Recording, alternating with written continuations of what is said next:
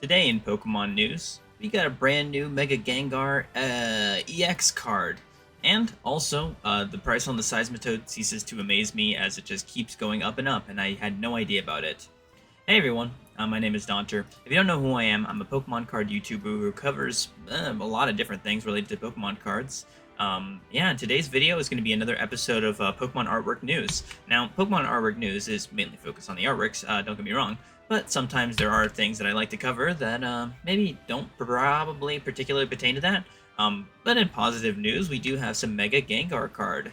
We have only one of them, I guess. But we have a new Ghastly illustrated by Saboteri. It's going to be from just like a deck box thingy, releasing in Japan in September.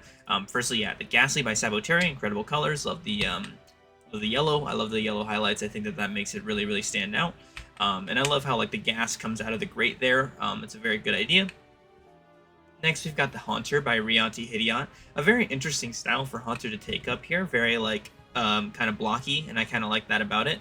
It's definitely unique, right? It's definitely a unique illustration, which I definitely appreciate. Next is going to be the Mega Gengar EX, which is actually really, really cool. I'm a big fan of it, honestly. 5-band graphics doing the card, but I think that they did a great job. Like, it's perfectly expressive. It's got that evil grin that you come to expect with the Mega Gengar card. Love that, like, reddish, kind of like flamey hue with it. I think it looks really good. Next is going to be the Murkrow by Tomokazu Kamiya. It's a very, very awesome card, as it's like bending reality around it. The benches are like flying and flinging everywhere. It's really cool. Honchkrow, illustrated by Anisaki Dynamic. Very, very awesome shot here of the Pokemon flying along. But there's also like a herd of Murkrow and Honchkrow in the background, which I think is done expertly. Next is going to be the Sableye by Osare, which is like being frightened by the light coming down from above. Just a really cute illustration overall. And then we have the Mega Diancie EX by AKCG Works. This is actually a pretty nice Mega EX too. I think this one looks pretty decent. I think that Mega Diancie has a good expression. I like the kind of angle of it looking down on the Pokemon. And I love like that like heavy use of pink. I don't think it looks bad at all. And then we have a Milcery by Taiga Kayama. It's a very, very simple, very cute card. The Pokemon just flying around some sweets. Then we have a, what's his name? Alcremie by Narumi Sato. Again, very simple, just like the picnic kind of theme, which is cute.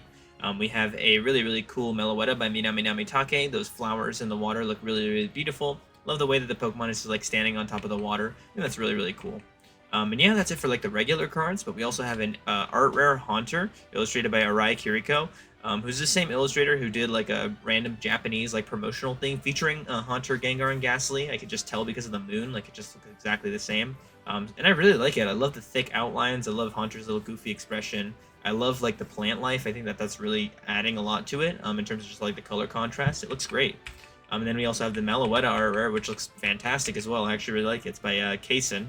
Very, very like bright colors. I love like the poppy kind of sparkles all around it. I think that's a great addition. And like the plant life all around it looks fantastic. I got no complaints. Yeah, going straight from positive news to I guess slightly more negative news.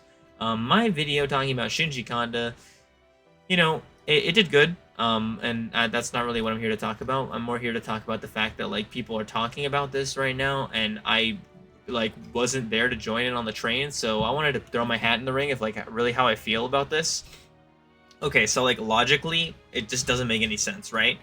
For those who don't know, the Seismitoad art rare illustration rare from Black Bolt is $210, which is, I mean, obviously that's fake, right? Like I was saying this when it was $36, $46, $56. I was like, it's just too expensive. Like, why would you buy an art rare for $36, $46, $56? And now that it's 4x the price, over 4x the price, I still wonder, like, again, why would you buy this card? Like, I just don't, like, since this is something that I wouldn't personally understand, just for coming from like a collector who just like loves all Pokemon cards, it's just something that I really, really don't understand. The fact that you could buy like the Genesect all art, the Kyurem all art, and like maybe throw in the Superior all art from the set, like all three of those cards together make up around the, like, I mean, like what, like 69, 69, what, like that's 140, right? Yeah, plus 45. Yeah, you could easily get all three of those, or you could get the N as well. It just, I mean, like for $3 more, instead of buying the Seismitoad, you could get the Zekrom all art. And I mean, personally, I would like the Zekrom a little bit more personally, just because it's a cooler Pokemon, right?